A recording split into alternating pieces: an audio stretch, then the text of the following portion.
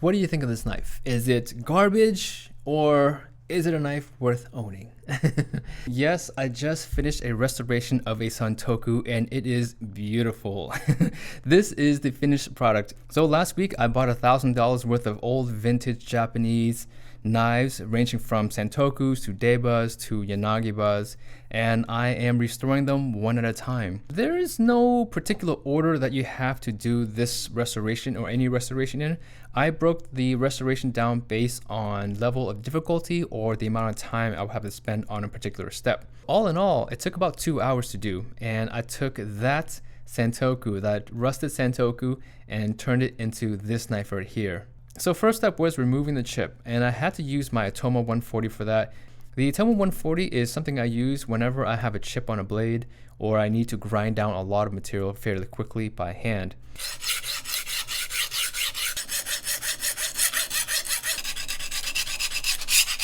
The cutting profile of this knife had a concave section in it, right in the 1/3 section, or basically middle section of the knife. And so for the first, I would say the first 10-15 minutes of reprofiling the cutting edge, I only did the tip and the heel. Once I was more happy with the overall cutting profile, I went more of a crescent stroke as opposed to a push and pull. And so with the crescent stroke, you go from tip to heel and back and forth in a smooth motion.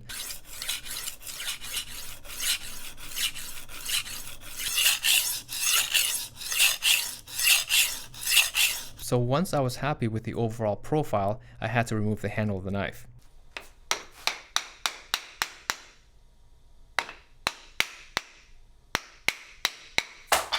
Once the handle was removed, I soaked the blade in white vinegar for about an hour. And then to remove the hard rust buildup, I used a steel brush on the profile and the tang of the blade.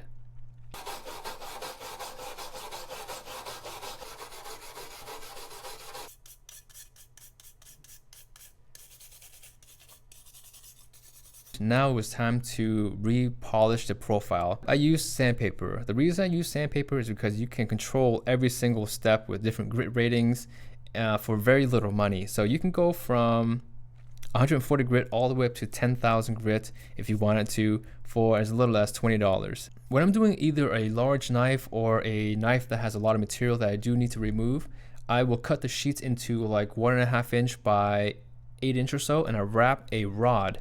So when I was using 240 grit, 320 grit, 400 grit, that's the process I use, and not have to worry about recutting new sheets out. And I would just basically flip the rod and remove that section of paper that has been used up. And then once I got to the 600, 800, and 1000 grit ratings, I basically just cut out little rectangular sheets and did it by hand.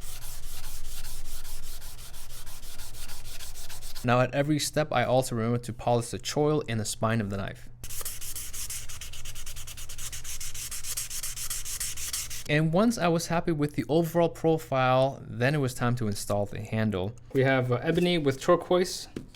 We have, this is a maple, and it's stabilized maple with the red stabilized maple ring. And then we have red maple with turquoise. I ended up going with the charcoal handle with the red maple ring. This color combination matched the blade the best because it has that really nice rustic look. If you have a blade that doesn't fit into a particular handle, you can either grind down the tang, which generally will require you to have a bastard file or a grinding wheel.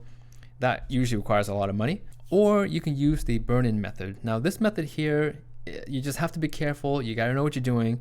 But if you do it right, it's a very effective way to install a tang into a handle. All you need is a torch to heat up the tang. You can do it in steps. You don't have to do it all at one time. You basically heat up the tang at the widest part and then install it to the handle. Now, some people like to superheat their tang and where it becomes red, and then you install the blade into the handle just once. That's fine, except it can heat your blade up as well. And being that this is such an old blade, I wasn't sure if it can handle that sort of heat.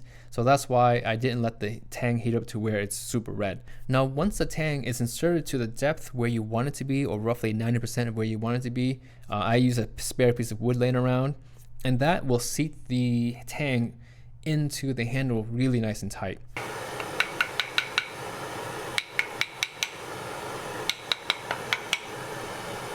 After I let the blade cool down for about 10 minutes, I took some silicone sealant and filled in the little gaps on the sides between the tang hole and the tang. Now after that, your blade is now seated and sealed in the handle. Normally, you guys don't hear me talk about thinning knives all that often, but this here is a 3 to 4 decade old knife. So it needed a little bit of thinning. Now this knife doesn't have a tsuchime finish necessarily, but it does have a kuroyoshi finish. A lot of the original hammer marks are still there, and that's very apparent on this knife. As I was thinning this knife out, there was a lot of really cool marks that was appearing along the cutting edge. Normally where you see the cladding line, you were seeing kind of this really cool hazy finish developing. Now in some cases, people will polish it out as they go up the grit range. This is not a hamon, okay? Hamon is something very different than a cladding line, and definitely very different from scratch marks left by whetstones. But these scratch marks kind of has a hamon look to it, so I just left them there. I thought they looked really cool, and I didn't want to polish it out, and it gives the knife a very aggressive look. So after thinning was done, I sharpened the blade on the Imanishi 400, Naniwa Pro 800, and then I polished the knife on a Naniwa Pro 3000.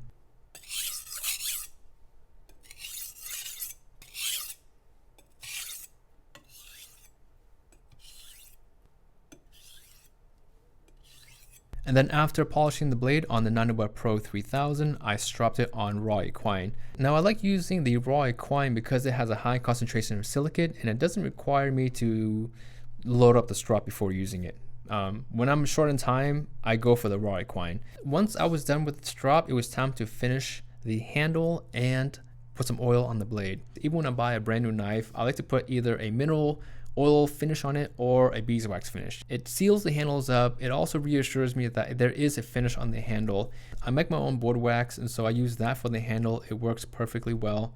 And then for the blade, I use some tsubaki oil. You can use mineral oil if you wanted to. And the tsubaki oil does something really nice. It actually forms a nice little glaze, a really thin glaze around the blade, and so when I ship it, it's still going to be protected even though it may be weeks away or months away. And 2 hours later, we have a knife that was going to be thrown out that is now exactly what you see right here. It's a beauty.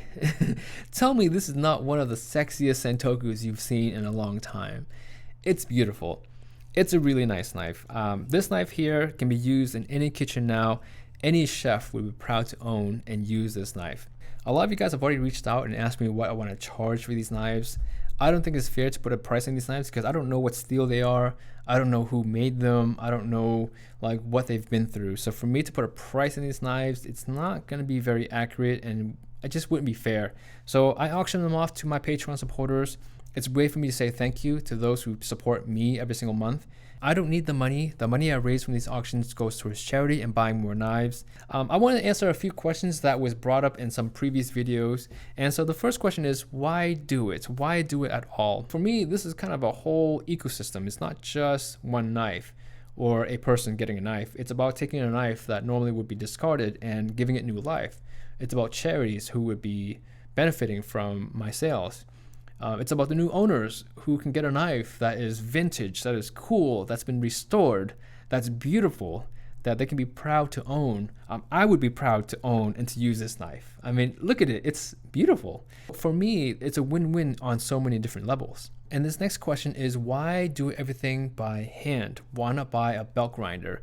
Why not buy a Tormek? Why not buy a power sander? Whatever it is. People always ask me the same question, and I tell them every single time. The reason I'm doing this by hand is that I can show you guys who are watching, you can do it yourself. So let's say you bought a knife for $10 or maybe up to $50. A Tormek will cost you $800 to $1,000 or even $2,000.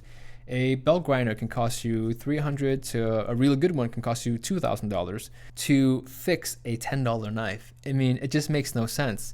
Unless you have the aspirations of making a business out of restoring knives, you probably shouldn't go out and buy $1,000 worth of equipment. But if you do, then good on you. I wanted to show you the result you can get using just your hands, some sandpaper, some whetstones. If you want to earn a living restoring knives, I'm sure this is a whole business you can do. I don't want to do it as a business. I'm doing this for fun and for you guys to see some great content and for me to to learn and to just enjoy the process. Every time I do one of these knives, I learn something new. I learn how to become more efficient. I learn how to sharpen better. I learn how to work with different steels. So for me, this is a learning process. I get messages from you guys all the time that you guys have started your own sharpening business after watching my videos. And that's awesome. Like being able to be a part of that. I'm so proud of that. I mean, I'm so happy when you guys write me and tell me, hey, I've just sharpened a knife. Here's a photo. And like, you guys are doing a better job than I am when it comes to sharpening and polishing knives. Now, for those of you guys, and for me too, if you want a knife that has a nice vintage look, that has a lot of character, you can't just buy a new knife. You have to find a knife that's been aged through use, through decades of use, to have these qualities in them. But to find a knife that has this sort of character, this sort of look and feel to it, you can't buy it, you have to make it. There's a great story behind this knife already. It's been used for 3 or 4 decades, going from a rusted knife to becoming restored and going to a new owner, and then the story continues on from there. For me, to be able to help these knives continue their journey, continue their story, it's really special. Thumbs up if you enjoyed the video, and if you want to see more like it for the next 3 or 4 months, these are the videos I'll be doing. So remember to subscribe and hit the notification bell if you want to see all the upcoming videos and be updated on the auctions. All the restoration knives will either be auctioned at the end or the beginning of the month. I don't know exactly when. Hopefully I'll have at least 2 or 3 to auction off instead of just 1. And so that's why, depending on how soon I can get these restored, I will put them up for auction. All right, and I'll post a link in the video description below to my Patreon. And thank you guys for being here, and I'll catch you in the next video.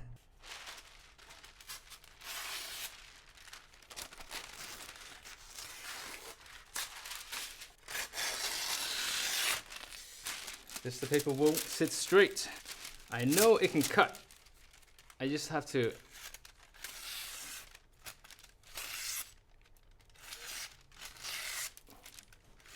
get the right angle. There we go.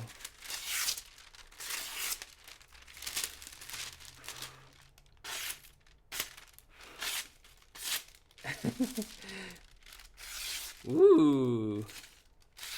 Check that out.